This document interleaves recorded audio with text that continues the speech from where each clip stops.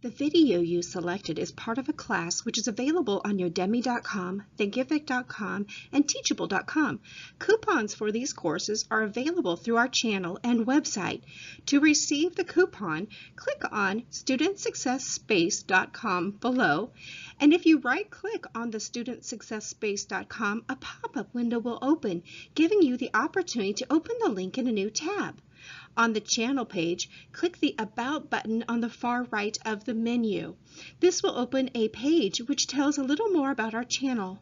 Scrolling below the description are direct links to our classes, or you can access coupons through the Courses and Publications link. Thank you for watching. Be sure to check out our newest publications on Amazon.com, and don't forget to subscribe to our channel, Student Success Space.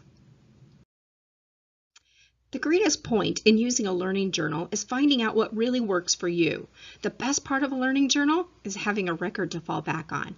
What have been your greatest journals, and what do you use them for?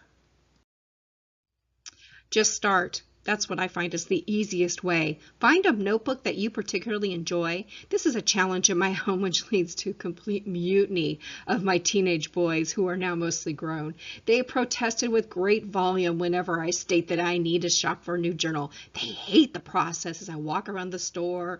I open notebooks and I open journals, and at one point I even smell them. I have to find the perfect one. I currently have an affinity for the Moleskine. I love the large squared Moleskine. And although I also have a couple of Green Room Spiral notebooks, which I purchased at Target, I've really enjoyed the Moleskine the most. I've also enjoyed a lot of the spiral ones because I have the ability to turn the page completely back and to be able to, write without that in the middle. The process is different on how you want to keep your learning journals, and they're just as unique as they are. Well, I have several, and each of mine are very unique. And the process is to record a general idea with which I am investigating. In this picture, I was looking for information on how to increase productivity since I had moved from a job on campus away from home to working at my home office. I was finding it challenging to focus on the task at hand and not get distracted by my dogs, children, housework, laundry, errands, whatever else. Other times my process works differently. I may find a quote I particularly enjoy, investigate the topic further, which is how I came about researching self-directed learning. Another time, I had an author I particularly enjoyed reading, Martin Seligman, and continued through and read all of his materials while recording thoughts and notes in my learning journal. So where do you gather information the most? That's a great question, isn't it? What is it that's most important for you, and what is it that you want to remember? The last question really guides my decisions on what it is that I want to do.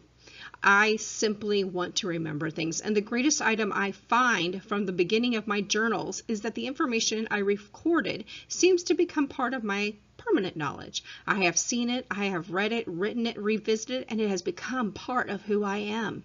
I honestly record information in my learning journals from everywhere and anywhere. I've even recorded quotes from watching Criminal Minds. And don't judge me. There are some really great quotes on that show.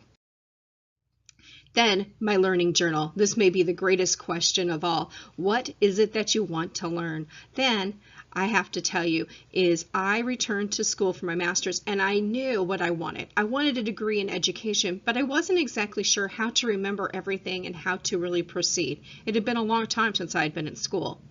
There was an easy decision when I made created a learning journal, and all of a sudden, ideas and things came to me that I had not thought of before. Everything in this learning journal became based on education, and it related to self-directed learning principles. I knew I didn't want this specialized knowledge blending into a personal journal, a planner, or even another learning journal. As you discover your passion for something, you can specialize a notebook, create it, and dedicate it to that subject. Just make it simple. My first learning journal is a notebook I picked up at Target. There are no rules. Simply write something down and recorded what I found interesting.